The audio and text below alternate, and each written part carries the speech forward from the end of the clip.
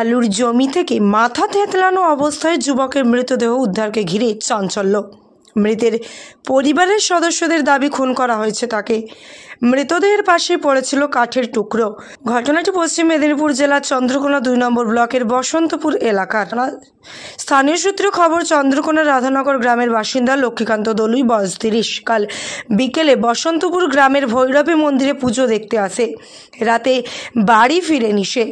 আজ সকাল নাগাদ পরিবারের সদস্যরা জানতে পারে মন্দির থেকে কিছুটা দূরে আলুর জমিতে মাথা থেঁতলানো রক্তাক্ত অবস্থায় মৃতদেহ পড়ে রয়েছে লক্ষ্মীকান্তের।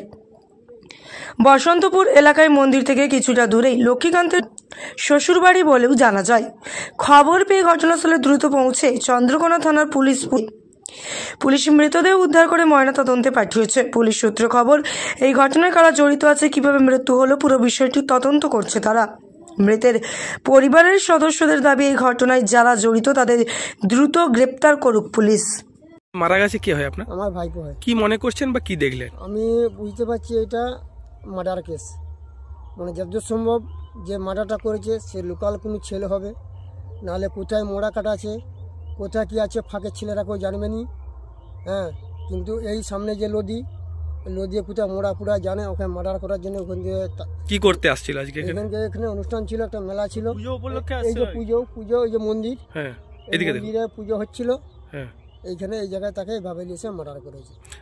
কিভাবে দেখলেন? এবারে কিভাবে পড়ে আছে দেখলেন? এসে দেখলাম হুবড়ি গাদা পড়ে আছে। হ্যাঁ হ্যাঁ, এই যে এমন ভাবেই পড়ে আছে লালায়, এই যে লালা এমন ভাবেই পড়ে আছে। হ্যাঁ, যেভাবে পড়েছিল সেভাবেই মাথায় তার মেরেছে, মাথা তুলতেও পারেনি, দেখে বুঝতে পারছি যেভাবে পড়েছিল সেভাবেই পড়ে আছে, ছটফটও করেনি।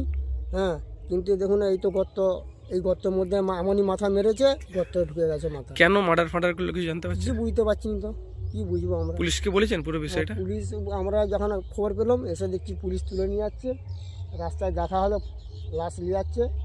আপনার দিকে কারা খবর দিল? আমার দিকে ওই যে মারা গেল, হ্যাঁ, ওর একটা মামাতো ভাই আমার দিকে যে সকালে খবর দিল বাড়িতে। কালকে তো রাত্রে বাড়ি ফেরেনি? রাত্রে বাড়ি ফিরেনি, আর রাত্রে আমরা জানিও নি। এবারে কখন বেরিয়েছিল বাড়ি থেকে?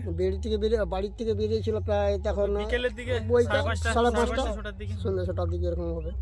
এখানে পাশাপাশি কি কোনো আত্মীয় বাড়ি আছে? এখানে পাশাপাশি আত্মীয় বাড়ি তো বিষ্ণুপুরে শ্বশুর বাড়ি আছে। তাহলে কি শ্বশুর বাড়ি আসছিল বলে বলেছে না পুজো দেখতে আসছিল বলে আসছে?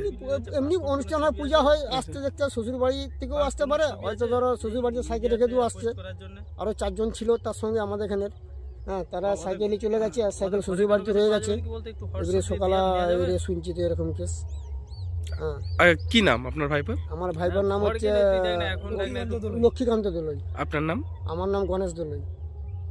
কি চান আপনি এখন? কি চাই, যে মার্ডার করেছে তার শাস্তি চাই।